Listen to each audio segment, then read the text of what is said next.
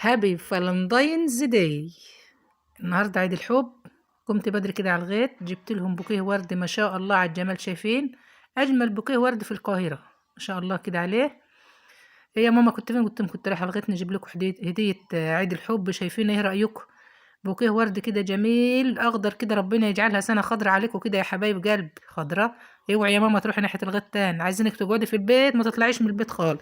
مره تروح تجيب لنا فول ورنجي، ومره راح جايب لنا خبازه.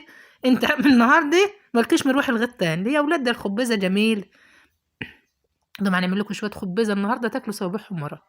جبت السلق، اللهم صل على النبي كده، جبت الحماد. هنعمل لكم شويه خبازه زي الكتاب ما قال، بتوع زمان بتوع اجدادنا.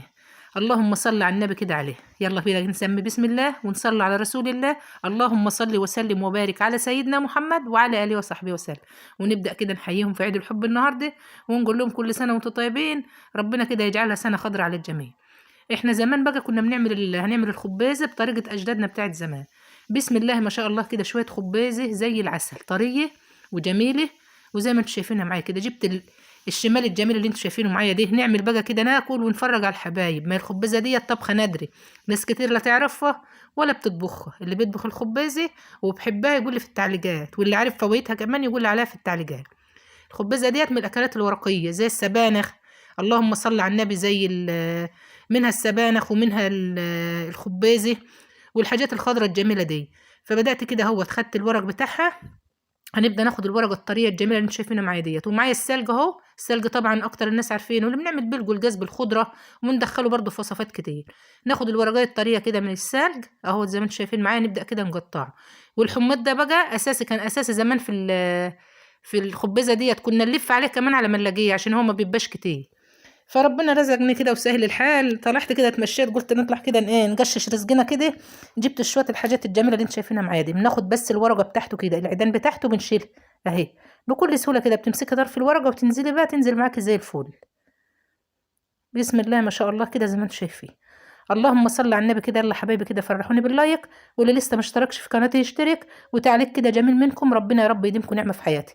وعايزه نشوف بقى الناس اللي بتحب الخبازه واللي ما بتحبش الخبازه، وياك تقنعوني يعني نحكم في حكايه الخبازه دي.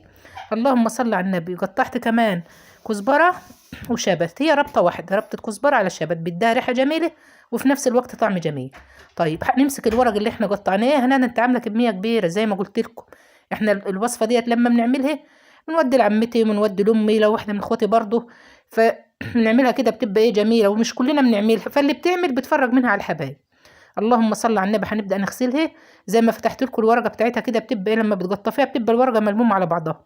تغسليها بقدر الامكان، تخلي الورق كله يتفتح معاك ويتشطف. ليه؟ لانها برضه بتبقى مزروعه في الغيط، بيبقى تراب، بيبقى عفره ومطره، وانتم شايفين الجو اليومين دول عامل ازاي. هي ميتها ما شاء الله نظيفه، هي شايفين زي الفل اهي. بس لازم برضو نغسلها، فهنغسلها مرتين ثلاثة ونصفي منها المية ونحط لها مية تانية ونرفعها على المصفى. والخضار برضو هنغسله، فنغسلها كده لحد ما تبقى زي الفل. بس صراحة ربنا زي الفل اهي زي ما انتم شايفين. والله ديت اول شطفة ما كبتش مية خالص. شايفين اللي مية. بدأت نشيل كده ونحدف الورقة كده بحيث انها تتفتح معايا. ما انت مش هتمسكي ورقة ورقة تعملها بايديك عشان دي كمية. فبدأت نغسل وندعك فيها ونشطف فيها ونصفي المية بتاعتها 3 4 مرات لحد اللي المية بقت ايه زي الفل معايا. بدأت عصرتها وهنبدأ نحطها على الايه، على المصفى. ده اول خطوة معانا في الايه، في الخبز. اللهم صل على النبي. يا جماعة الأكلة دي والله العظيم جميلة وفويتها كتير. الأكلة ديت كلها حديد، فالأكلة دي مغذية. فأنا بنشوف ناس والله العظيم بتعملها وتخزنها، وشفت الناس برضو عاملينها محشي، ماسكين الورق بتاعها ده حاشينه زي ورق العنب كده. بس أنا قلت هنعملها خبازة كده النهاردة، ولما نبقى عاملة محشي نبقى نجرب حبة نشوفهم ونقول لكم برضو رأيي فيها إيه، في المحشي بتاعها عامل إيه. اللهم صل على النبي كده. وشايفين الورق بقى كله مية مية وزي الفل معاهم. لازم تخلي الورقات بتاعتها كلها زي ما انت شايفاها كده مفتوحة، وتفتح الورقة كده تلاقيها نظيفة وجميلة اهي. اهم حاجة في الخضار النظافة. اي حاجة جاية من الارض كده لازم نغسلها كويس وننضفها كويس. خلصت غسلها وظبطتها، وغسلت الخضار بتاعه اهوت وخليته مية مية كده زي ما انتم شايفين معايا. رفعتها كده على المصفى ومعصرها بايديا، برضو معصره الورقه بايديا من وراكم، برضو نضفت الورق معايا اهوت. وهنبدا بقى نبدا ايه في طبيخ الخبيزه. انا معايا حله على النار، حطيت فيها كده ايه معلقه سمنه. اللهم صل على النبي. بشرت بصلايه، بشرت طماطمايه، وفصين توم هرستهم بالهراس. ديت الحاجه اللي احنا هنعملها على الايه، على الخبيز. بسم الله ما شاء الله كده. هي البصلايه بشرها ناعم، هننزل بقى على معلقة السمنة اللي احنا حطيناها على الايه في الحل. بسم الله ما شاء الله اهوت كده. نشكر حبايبي اللي اشتركوا معايا جديد كلكم يا حبايبي، ربنا يا رب كده يديمكم نعمة في حياتي، والقناة تكبر بيكم كده بإذن الله. ونشكركم على تعليقاتكم الجميلة اللي بتكتبوها. بنشكركم كلكم من كل قلب، وبنشكر كل واحدة بتخش تقول لي ده انا استفدت، يا هنعمل وصفة، ده انا عملت الوصفة، ده جربتها طلعت جميلة.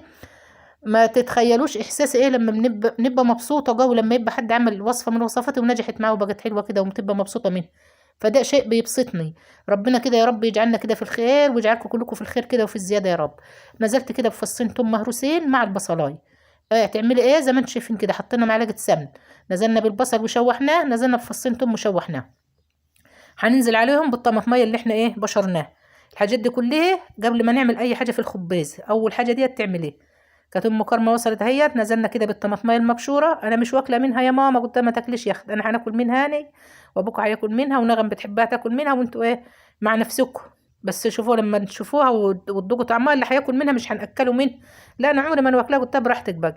اللهم صل على النبي. شوربه بقى، اي شوربه عندك، انا كان عندي شويه الشوربه دول في الثلاجه، حطيتهم كده في الميكرويف فكوا معايا، بقوا بالطريقه اللي انتم شايفينها دي. نزلت بهم على ايه، على البصل والطماطميه المبشوره وفص الثوم اللي انا عاملاه في الهراسه، نزلت كده بمعلقه كبيره من الملح. اللهم صل على النبي. معلقه كزبره ومعلقه من الكمون. وهنغطي على الحله بتاعتنا ونسيبها لما فيه ناس بتعملها برز، بس الرز بينعم. انا عملتها بالوصفه الاصليه بتاعت زمان بالدشيش. شايفين دشيش يعني؟ اي والله دشيش اهو، دشيش ذره. مسكته الاول انا مديها بقى ماتش ورا محترم بالمنخل كده، هزيته ونسفته وظبطته وخليته مية مية زي ما انتم شايفين معايا. وجبته برضو معاكم اهو، هزيته مرتين، وهناخد منه ايه معلقتين اتنين مش اكتر من كده. بيخلي اهي شايفين، ادي واحده وادي التانية بس.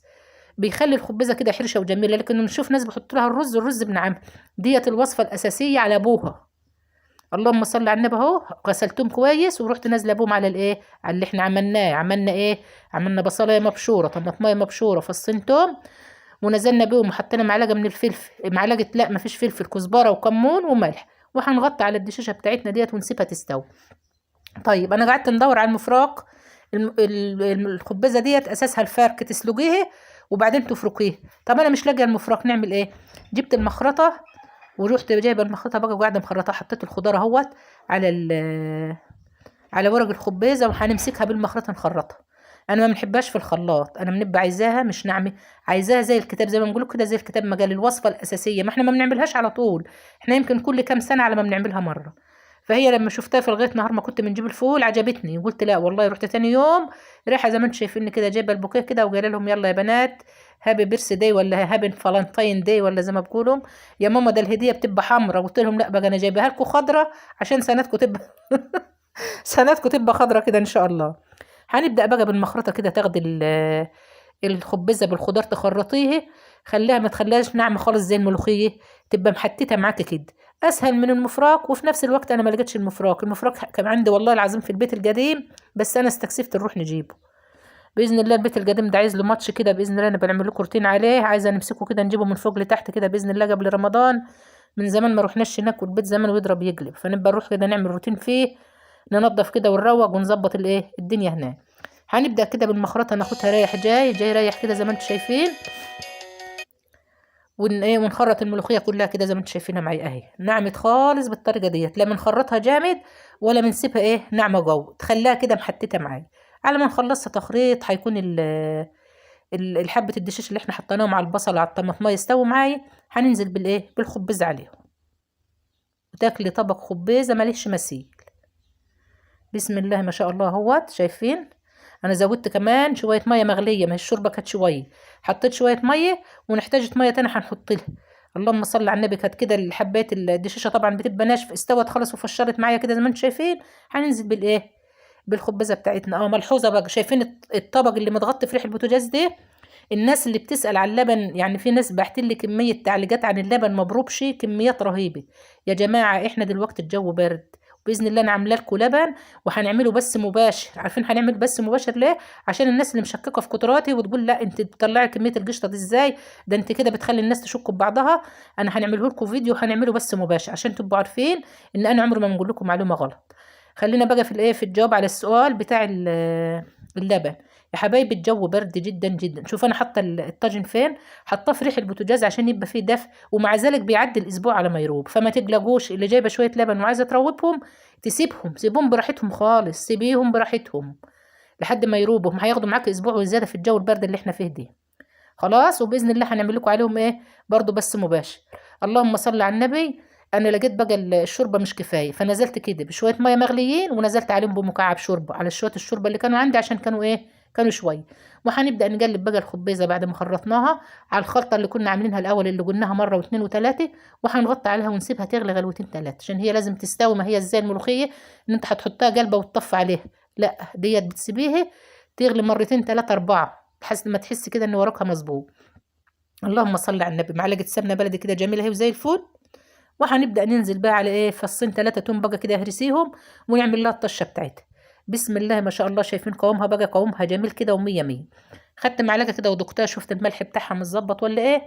وفي نفس الوقت نشوف الورق استوى ولا ايه، وتبقى كده ايه استوت معايا ومية مية. هنبدا نعمل لها الطش. نزلت كده بثلاث اربع فصوص توم مهروسين على معلقه السمن. هنبدا نشوح وننزل عليهم بمعلقه كزبره ناشفه.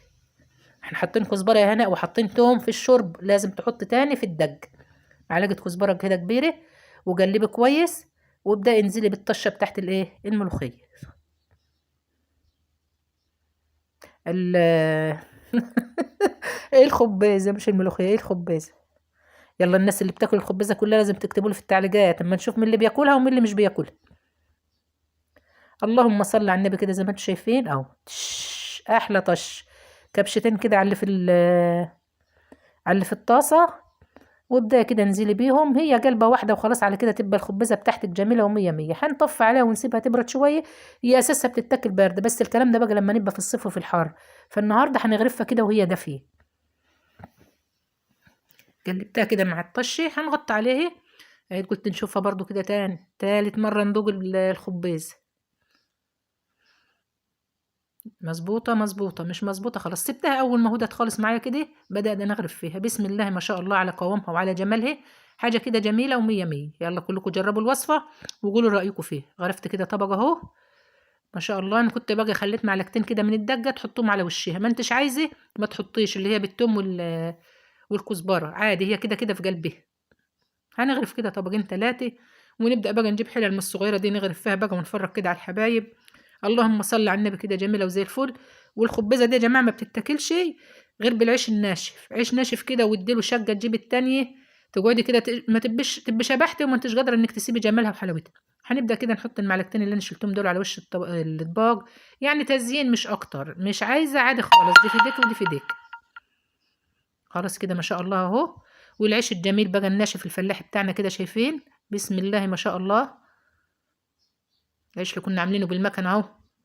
الناس اللي جربته وبعتت لي الصور بتاعته برضو جميل والله، عاملينه زي الفول. بسم الله ما شاء الله كده. ولقمه كده تحت لقمه. وابدأي بقى كده والله العظيم مش هنقول لكم كلت كام شقة عيش منه بالخبزة دي. شايفين الجمال؟ عندك بقى عايزة تقطعي بصل، عايزة تقلي باذنجان، اللهم صل على النبي، ايه الموجود عندك اعمليه. بس هي كده كانت هي ايه مش طالبة غير العيش وال والخبز. وما شاء الله كده على الجمال. نغرب بقى حبة كده نودهم لحبايبي كده هم دافين كده يتغدوا بيهم. احنا كانت الساعة حوالي 2:30 كده. تبقى كده عملت اللي عليك وزيادة. واللي بقى عايز مش عايز ياكل قلت لهم مع نفسكم، اللي عايزة تقلي بطاطس اللي عايزة تعمل. اللهم صل على النبي. بقى جاي شوية جزر يا ولاد بشرشوهم كده. حاجة جميلة وزي الفل. والجزر مسكر غير اللي بنشتري من السوق خالص، حاجة طازة كده وزي الفل. حبيت نوريهم لكم برضه. يا رب يكون الفيديو عجبكم وتجربوا الخبزة وتقولوا رأيكم فيه.